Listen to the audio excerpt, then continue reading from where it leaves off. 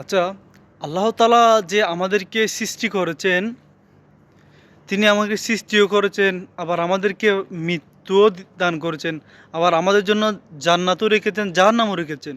তো আল্লাহ তো চাইলে আমাদেরকে জান্নাতে রেখে দিতে পারতেন, কিন্তু আমাদেরকে দুনিয়াতে কী জন্য পাঠিয়েছেন? দেখেন, আল্লাহ তাআলা সূরা কোরআনে কারীমের সূরা মুলকের ২ নং আয়াতে আল্লাহ তাআলা কী বলতেছেন? বিসমিল্লাহির রহমানির রহিম। আল্লাযী খালাকাল মাউতা ওয়াল হায়াতা লিয়াবলুয়াকুম আইয়ুকুম আহসানু আমালা ওয়া হুয়াল আজিজুল গাফুর। যিনি সৃষ্টি করেছেন, তিনি তোমাদেরকে জীবন ও মৃত্যু দিয়েছেন, কারণ তিনি পরীক্ষা করার জন্য আমাদেরকে দুনিয়াতে পাঠিয়েছেন। কি পরীক্ষা? যে কে তোমাদের মধ্যে আমলের দিক দিয়ে সর্বোত্তম এবং কর্মে সে উত্তম। দেখেন, এই যে আমাদের আত্মা এমন একটা বস্তু যেটি যার দেহে সম্পর্কিত আছে, সে তাকে বলা হয় জীবিত। আর যার থেকে এটি ছিন্ন হয়ে গেছে, তাকে মৃত্যুর শিকার হতে হয়। এবং আল্লাহ তাআলা আমাদেরকে এই ক্ষণস্থায়ী জীবন দিয়েছেন, কারণ আমাদেরকে আমলের দিক দিয়ে পরীক্ষা করার জন্য।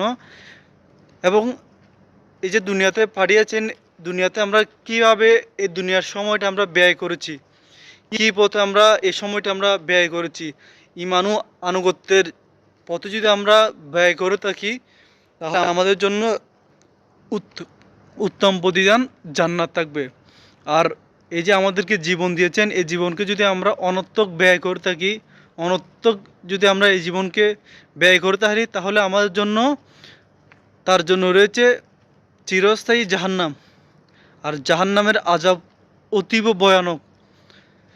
আল্লাহ তাআলা আমাদেরকে সহি বুঝ যেন আমাদেরকে দান করে।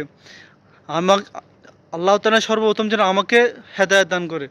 আমি এখন আপনাদেরকে ইসলামিক জ্ঞান দিচ্ছি। আমিও কিছুক্ষণ পরে যে দুনিয়াবি মগ্ন হয়ে যাচ্ছি।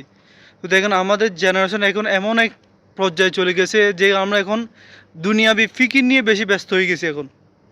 মানে যে কবর বলতে একটা জিনিস আছে, ওই জিনিসটা আমরা ভুলে যাই এখন। মানে আল্লাহ তাআলা দেখেন কী জন্য আমাদেরকে এখন পাঠিয়েছেন, আর এখন আমরা কি নিয়ে ব্যস্ত।